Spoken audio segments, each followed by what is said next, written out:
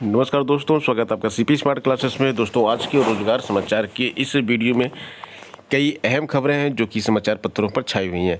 तो बात करते हैं सबसे पहले बेसिक शिक्षा में नई शिक्षक भर्ती की।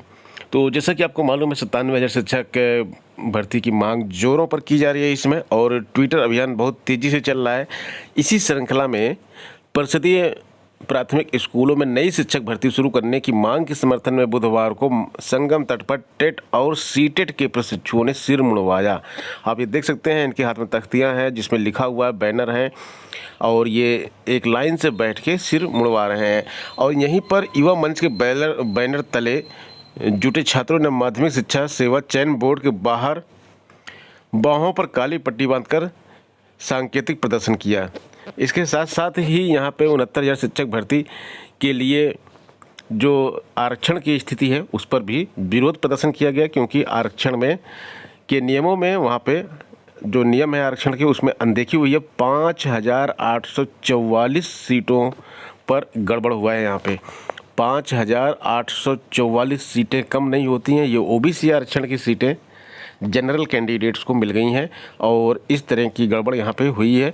तो इसके लिए भी छात्रों ने काफ़ी दमखम लगाया, सड़कों पर उतरे और नई भर्ती की मांग के लिए 5 लाख ट्वीट किए हैं।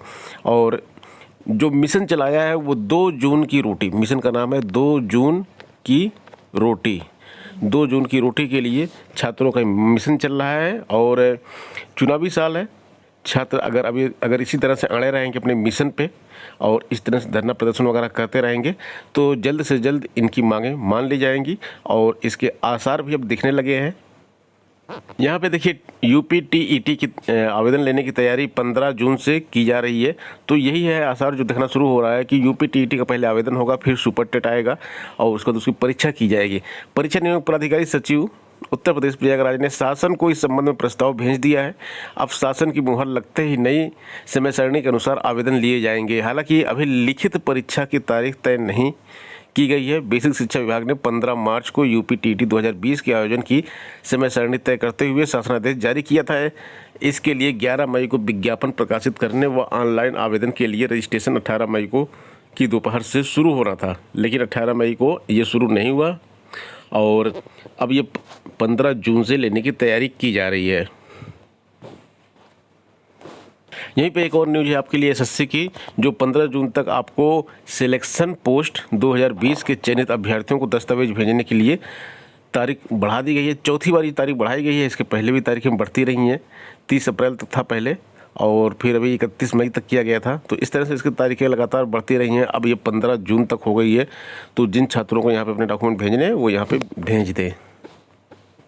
यूपी बोर्ड हाई स्कूल की परीक्षा रद्द कर चुका है। इंटर की तैयारी भी कर रहा है, क्योंकि सीबीएसई ने परीक्षा रद्द कर दी है। तो अब हाई स्कूल की परीक्षा रद्द होने के बाद Uttar Pradesh board UP board की परीक्षा भी रद्द होगी, और इस परीक्षा में 26,09,501 विद्यार्थी पंजीकृत हैं।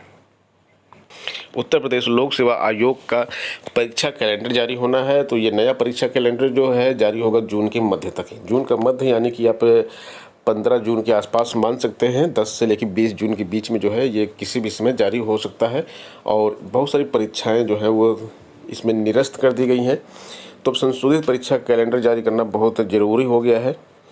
स्थगित परीक्षाओं को अगस्त से अक्टूबर के बीच कराने का प्रस्ताव है।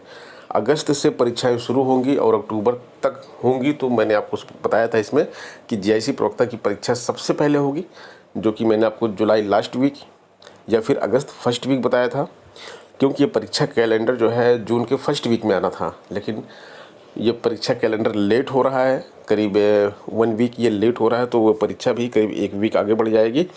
तो अगस्त के फर्स्ट वीक में जीआईसी प्रवक्ता की परीक्षा होगी। और पीसीएस की परीक्षा की बात करते हैं तो पीसीएस की परीक्षा अब लेट हो जाएगी। पीसीएस की परीक्षा जो है अभी आपकी अक्टूबर में जाने की उम्मीद है।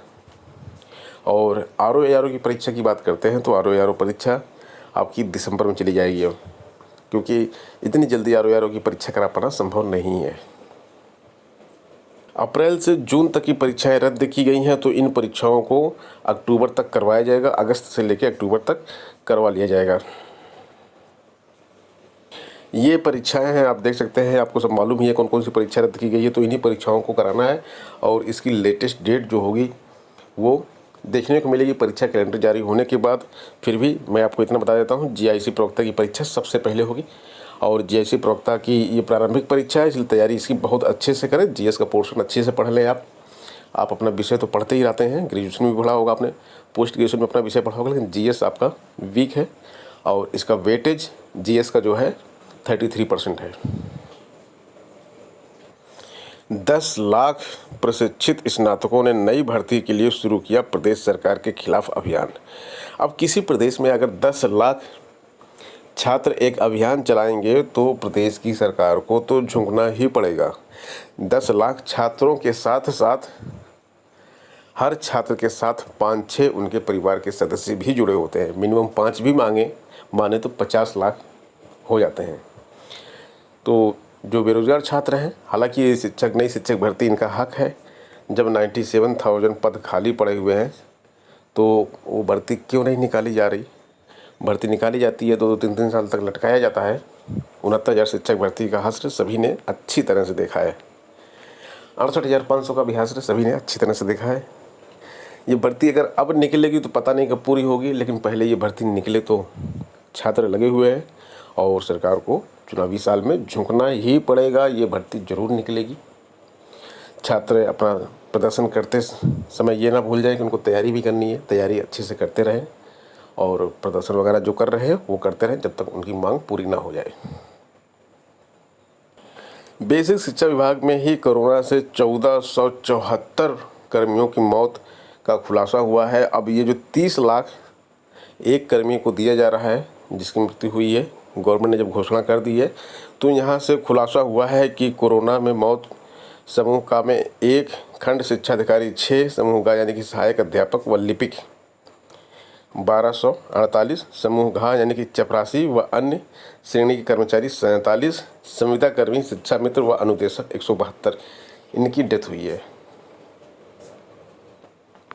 69,000 शिक्षक भर्ती में आरक्षण की विसंगतियों को लेकर एक बार फिर ज्ञापन सौंपा गया है। ओबीसी अभ्यर्थियों ने सचिव बेसिक शिक्षा परिषद उत्तर प्रदेश कार्यालय पर बुधवार को प्रदर्शन के बाद ज्ञापन सौंपा। अभ्यर्थियों का कहना है कि 69,000 शिक्षक भर्ती में 1,46,060 अभ्यर्थी सफल हुए थे। सफल अभ्यर्थियों में सामान्य वर्ग से 36,624, ओबीसी से 84,880, एससी वर्ग से 24,308, एसटी से 270 शामिल थे। 18 मई 2020 को 69,000 शिक्षक भर्ती के सापेक्ष अनारक्षित 34,500, ओबीसी 18,630, एससी 14,480 व एसटी 13,180 की सीटों का निर्धारण किया गया था। आरक्षित वर्ग के अभ्यर्थियों को अनारक्षित श्रेणी की सीटों पर एमआरसी यानी कि मेरिटोरियस रिजर्व कैंडिडेट के तहत प्रतिबंधित कर दिया गया। ऐसे में ओबीसी अभ्यर्थियों का नुकसान हुआ है। तो दोस्तों, ये थी आज की प्रमुख खबरें और अपडेट्स। मिलते हैं नेक्स्ट वीडियो में कुछ नई खबरों और कुछ नई अपडेट्स के साथ। धन्यवाद।